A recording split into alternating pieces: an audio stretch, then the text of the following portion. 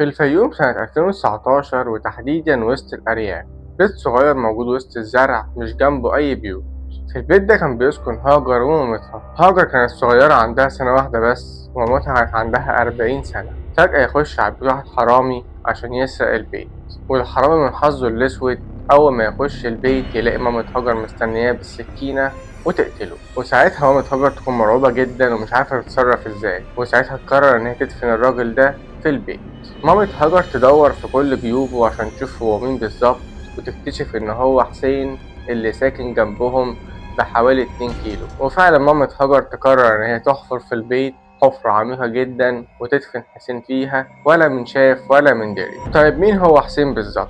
حسين ده بقى كانت حكايته حكاية. حسين ده كان طفل صغير من صغره وهو بيتعاقب كل شوية والتانية عشان كان شقي جدا، وكان أهله طريقة عقابهم ليه إن هم يدخلوا حسين لوحده في أوضة ضلمة يقعد لوحده فيها. وزي ما انتوا عارفين إن معظم البيوت في القرى بتبقى دور أرضي، والأرضية بتاعتها بتبقى تراب أو رملة، فكان حسين عشان يسلي نفسه بيحفر في الأرض ويفضل يلعب في الأوضة. والغريب إن هو لما اتقتل اتدفن بنفس الطريقة اللي كان بيلعب بيها وهو صغير. برضه الست اللي قتلته حفرت حفرة في الأوضة ودفنته جوه الحفرة دي. في الوقت ده كانت خديجة عندها سنة واحدة بس، وأبو خديجة كان متوفي. لما وصلت خديجة 13 سنة مامتها توفت، وكده أصبحت خديجة عايشة في البيت لوحدها، لا أب ولا أم ولا أخوات.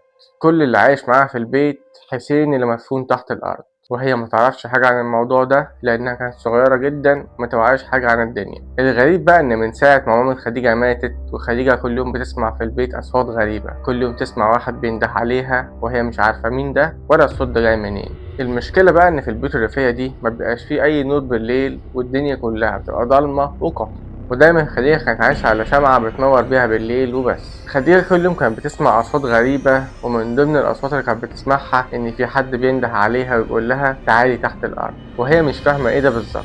كل يوم تسمع حد بيقول لها تعالي تحت الأرض، لحد ما لقت حاجة بتسيطر عليها وبتاخدها مكان في الأوضة وبتخليها تحفر في مكان معين في الأوضة، وهي مش عارفة هي ليه بتعمل كده ولا إيه الصوت ده بالظبط. وفعلا تبدأ خديجة تحفر في الأرض لحد ما حفرت 10 أمتار كاملين، وهي مش فاهمة ولا عارفة هي بتعمل ايه. في حاجة بتسيطر عليها بتخليها تعمل كده، لكن هي مش عارفة ايه هي الحاجة دي ولا ليه هي أصلا بتعمل كده. وفعلا بعد ما تحفر 10 أمتار تحت الأرض تتفاجئ بعظم بشري. بس المشكلة ما كانتش هنا خالص، لحد هنا ده كله طبيعي. المشكلة بقى إن العظم البشري ده اتحرك وحضن خديجة وخدها واختفى. وقرر حسين إن هو يتجوز خديجة انتقاما من أمها اللي قتلته من 15 سنة. ومع مرور السنين بدأت المنطقة دي تتعمر شوية، وبدأ بيوت تظهر جنب البيت اللي كان موجود فيه خديجة، وكان كل الناس اللي في المنطقة بيسمعوا أصوات غريبة من البيت ده بالذات، ومحدش أبدا كان يعرف إيه قصة البيت ده بالظبط.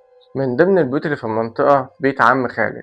عم خالد ده كان راجل طيب ولكن عنده عيل شقي اسمه سيد. المهم إن سيد ده كان بيلعب في الشارع بالكرة بتاعته، والكرة بتاعته شاطها بالغلط وراحت فوق السطح بتاع بيت خديجة. وساعتها سيد قرر إن هو يطلع يجيب الكرة بتاعته من فوق السطح.